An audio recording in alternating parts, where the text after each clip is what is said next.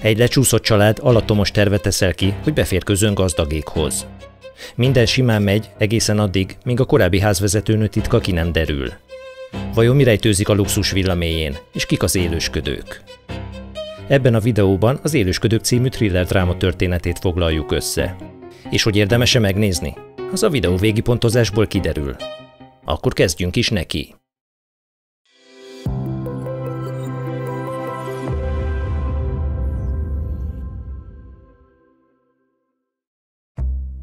Egy alaksori lakásban Kyu elpanaszolja családjának, hogy nincs többé ingyen wifi, mivel a szomszéd levédette jelszóval. Apja körbeküldi, hogy keressen jelet, amit végül meg is talál a WC-nél. Mostantól egy kávézó wifi-jét kezdik lopni. Anyja épp visszajelzést vár WhatsAppon munkaügybe, ugyanis pizzás dobozok hajtogatásával keresik a kenyerüket. Közben az utcában rovarokat írtanak, de nem csukják be az ablakot, mivel így ingyen kártevőírtást kapnak. Csak hogy ők is majdnem belehalnak. A család nem volt valami ügyes a dobozhajtogatásban, 75%-ban selejtes munkát végeztek. Ennek ellenére csak 10%-kal kevesebb pénzt kapnak, és még ők vannak felháborodva. Este hálát adnak, hogy újra van wifi és telefon, majd sörrel ünneplik meg a fizetést. Aztán meglátnak egy részeget, aki pont az ablakuk elé rókázik, és oda is vizelne. De beállít egy barátjuk, Min, aki lebeszéli róla. Min egy dobozt hozott Kyunak, amiben egy szuszokkő van. A nagyapja ajándékozta neki, és állítólag gazdagságot hoz a családnak. Ezután leülnek iszogatni, és közben megtudjuk, hogy Min külföldre megy dolgozni. Ezért átengedné barátjának egy gazdag tanítványát, hogy oktassa angol nyelvre, amíg ő távol van. Kiderül, hogy Minnek tetszik a lány, és azért bízza Kyura, nehogy lecsapják a kezéről. De van egy kis bökkenő. Kyunak nincs egyetemi végzettsége, de semmi gond, a vizuális művészetekben jártas húga, Kijung, photoshopol neki egyet.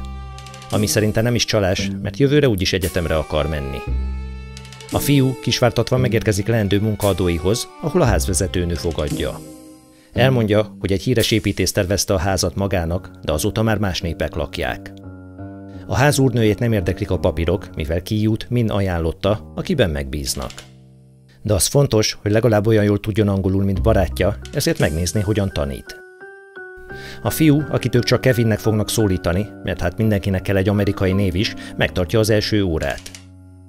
A lány, vagyis Dahe púzus elemzésével kellően profi benyomást kelt, így megkapja a jussát és az állást is. A megbeszélést Dasong, a nő kisebbik gyereke zavarja meg íjazással. A srác már egy éve indiánlázban ég, cserkészkedik, és a művészi vénája is erős. Kifelé menet az anya elpanaszolja, hogy már sok rajztanát kipróbáltak, de egyik se tudta kordában tartani a fiát. Ekkor Kyu, azaz Kevin lecsap a lehetőségre, és a pozícióra Jessicát ajánlja, aki történetesen a testvére. A következő alkalommal magával is viszi, majd kettesben hagyja őket, amíg ő felmegy a lányhoz. De a hely kifakad, hogy öccse színlel, és igazából nem is művész Jenny, csupán ezzel leplezi, hogy nem normális. Kevin átterelni a szót az angolra, de a lány megkérdezi, hogy Jessica a barátnője-e. A fiú közli, hogy nem, és hogy őt sokkal vonzóbbnak találja, aztán megcsókolja. Jessicáék addig felmennek Dasonghoz. A lány meglepő határozottsággal kezeli a helyzetet, kiküldi a nőt a szobából, mivel nem tanít, ha szülő is jelen van. Jongyo a konyhában várakozik. Mivel tiszta ideg, a házvezetőnő kompótlevet ajánl neki. Ekkor korszakalkotó ötlete támad. Megkéri alkalmazottját, hogy vigyen föl 2 adag kompótlevet Dasongéknak, így aztán kémkedhet, hogy teljesít az új tanár. De mire felérnek a pincéből, Jessica már az asztalnál ül a megregulázott gyerekkel, akit a szobájába küld, hogy elbeszélgethessen anyjával. A lány azt állítja, hogy tanult rajzelemzést, és a látottak alapján valami történhetett a fiúval, és erre alaposan ráhibázott. Jongyo kiborul, de nem árulja el, mi volt az a tragikus esemény. Viszont ezzel a megállapításával Kijung, azaz Jessica szintén felvételt nyert. Heti 4 alkalommal jöhet a fiúhoz művészetterápiát tartani. Mire megállapodnak az igencsak borsos árban, az apa, Park úr is hazaér, aki megkéri a sofőrt, hogy vigye haza Jessicát. A fiatal srác egészen hazáig vinné a lányt, de ő inkább a metróállomáson szállna ki, nehogy kiderüljön, milyen körülmények között lakik. Majd egy ötlettől vezérelve leveszi a bugyiját, és elrejti az autóban. Másnap a lány arról faggatja apját, hogy régen ugye sofőrként dolgozott. mert hogy ott felejtett valamit a Merciben, ami épp kapóra jöhet. Majd elmeséli, hogy tegnap nagy szerencséje volt, mert épp csak utána olvasott a neten a művészetterápiának, a többit pedig kitalálta. Hazafelé Parkour megtalálja a kocsiban felejtett alsó neműt, amit megmutat nejének is. Egyenesen fel van háborodva, hogy a sofőrje a kocsijában randevúzgat. Ezért el kell bocsátaniuk, de persze csak diszkréten, nem emlegetik fel neki a bugyogós esetet. A tanakodásban Jessica zavarja meg őket, aki végzett mára. A nő kikíséri, és közben szóba hozza a sofőrt is. A lány ezért beajánlja bácsikája régi sofőrjét, vagyis az apját. Kim úr ezután rákészül az állásinterjúra. Egy szalomban kiképzi magát a mercikből, és már is övé a meló, és meglehetősen ügyesen vezet. Már csak az anyjuknak kellene egy pozíció, méghozzá a házvezetőnőjé. Ehhez szükség lesz egy jó tervre, mivel régebb óta van a házban, mint a Park család. Daheltől a fiú megtudja, hogy nem lehet a háznál barack, mivel a házvezetőnő durván allergiás rá. Éppen ezért barackszőrt szórnak rá. A nő rosszul lesz, majd kórházba megy, ahol Kim úr lesi fotót készít róla, amit megmutat Jong-jónak. Majd előadja a jól betanult monológot, hogy azt hallotta, hogy a házvezetőnő arról telefonál, hogy TBC-s. Erre itt főz, mosogat és szétköhögi a házat, ahol még gyerek is van. Jessica ezután ismét akcióba lendül. Újra barackszőrrel hinti be a házvezetőnőt, aki durva allergiás rohamot kap. Már csak egy kis piros szószt kell a használt zsebkendőjére kenni, és kész is a bizonyíték. Ami miatt egy kitalált ürüggyel, őt is haladéktalanul menesztik a házból. Parkour a kocsijában a házvezetőnőről áradozik, aki kifogástalan munkát végzett, és soha nem lépte át a határokat.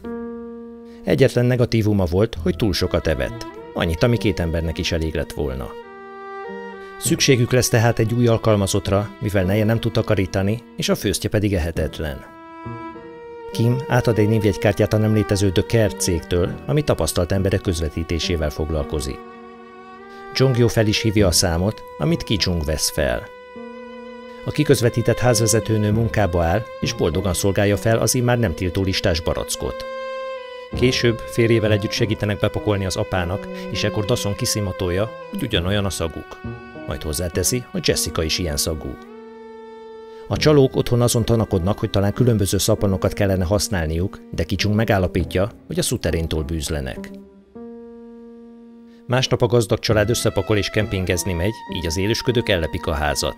Játszanak, esznek, isznak és mulatoznak.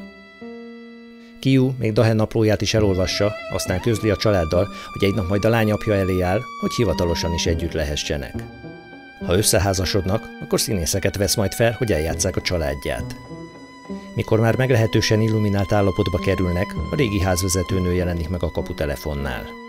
Aki tudja, hogy a tulajok nincsenek otthon, és be akar jutni a házba, mert valamit ott felejtett. Miután Chung-suk beengedi, lemegy a pincébe, de mivel sokáig marad, utána megy. Megdöbbenésére a nő az egyik szekrényt próbálja arrébb tolni. Segít neki, és ekkor kiderül, hogy egy újabb szint van a ház alatt. Ahol a nő a férjét rejtegeti, aki étlen szomjan volt odalent, mióta őt kirúgták. Mung-Wang asszony elmondja, hogy még üzengetnek Dawsonggal, onnan tudta, hogy a család nem lesz itthon. És a kamerák kábelét is elvágta, nehogy kiderüljön, hogy itt járt. Chung-suknak összeáll a kép. A nő korábban azért lopta az ételt, hogy férjét etesse, aki már több mint 4 éve lakik odalent. Még a Park család beköltözése előtt ment le, akik nem tudtak a bunker létezéséről. Chung-suk kihívná a rendőröket, de a nő arra kéri, hogy könyörüljön rajtuk. Ha a férje előkerül, az uzsorások elkapják, úgyhogy hadd maradjon itt, és még az ellátásáért is fizetnek. Ekkor a szélhámos család többi tagja is felbukkan. Lebuknak, hogy ők is Parkékon élősködnek, ezért a volt házvezetőnő gyorsan videót készít róluk.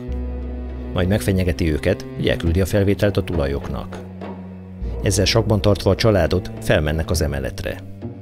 A házaspár megszidja őket, amiért nem tisztelik a házat, és csak arra volt eszük, hogy bepiáljanak és romlizzanak. Ekkor dulakodni kezdenek, Ki-jung még egy nagy rakás barackot is bevet a küzdelem során, amit telefoncsörgés zavar meg. A tulajdonosok azok, akik hazafelé tartanak, mert a nagy vihar miatt kiáradt a folyó. Addig is, amíg odaérnek, forraljon vizet a Rangdonnak. Chung-suk felteszi a vizet, a volt házvezetőnőt és a férjét pedig a pincébe zárják. Sietve megpróbálják eltüntetni a romokat, de távozni már nincs idejük, ezért elbújnak. Az eddig ájulást tettető Mungwang kiszabadul, és a földszint felé veszi az irányt. De Chung-Suk visszarúgja, ezért legurul a lépcsőn, és jól beveri a fejét. Az ernyett nő testét Kim úr húzza be a bunkerbe, majd bezárja az ajtót. Künsze a fejével kapcsolgatja a fenti lámpákat, és reméli, hogy Dasong felismeri a morzekóddal küldött üzenetet, ha már annyit cserkészkedik. A sofőr ezt nem hagyhatja, ezért megkötözi. Majd a feleségét is, aki csodával határos módon még nem halt bele a fejsérülésébe. A fiúnak készített rangdont végül az anyja fogyasztja el.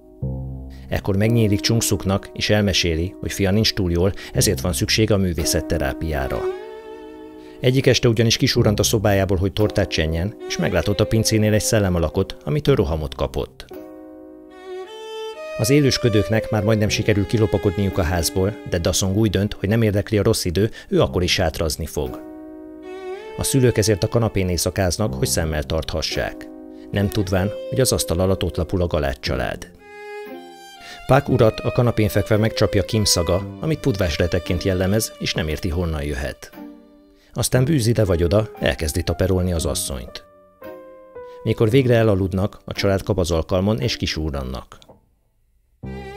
Odakint úgy szakad, mintha dézsából öntenék, így bőrigázva slisszolnak haza a kietlen utcákon.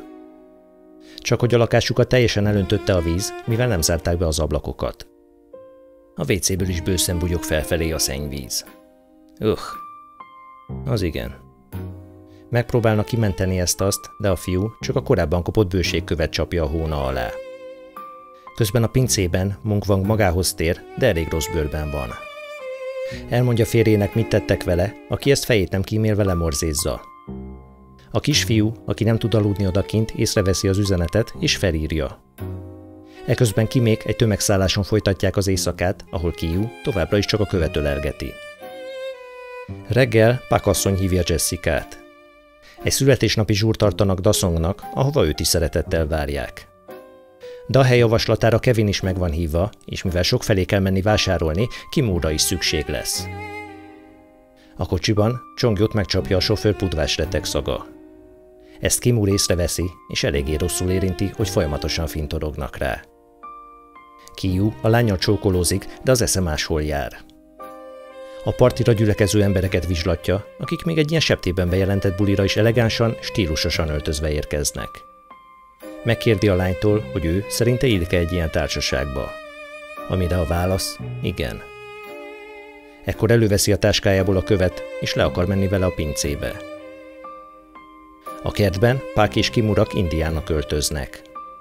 A terv, hogy előadnak egy rögtönzött darabot Dasonggal és Jessicával. Kimnek nincs ínyére a dolog, de a főnök közli vele, hogy ezért túlóradíjat fizet neki. Közben Kiú a bunkerbe megy, ahol lejti a követ a lépcsőn.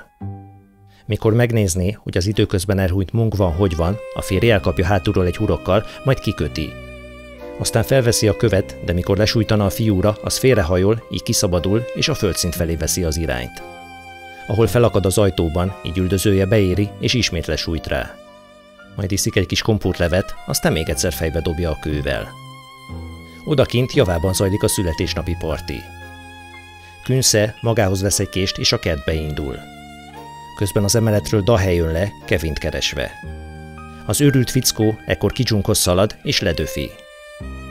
Aminek következtében Dasong ismét elájul. A késes támadó egy vendéget is megsebez, és hogy megállítsa, Chung-Sok kalapáccsal ront neki. A vendégek közül azonban senki nem siet a segítségükre, mivel a gazdagok csak a saját épségükkel törődnek. Kivéve Dahet, aki a sérült Kevint menekíti a hátán.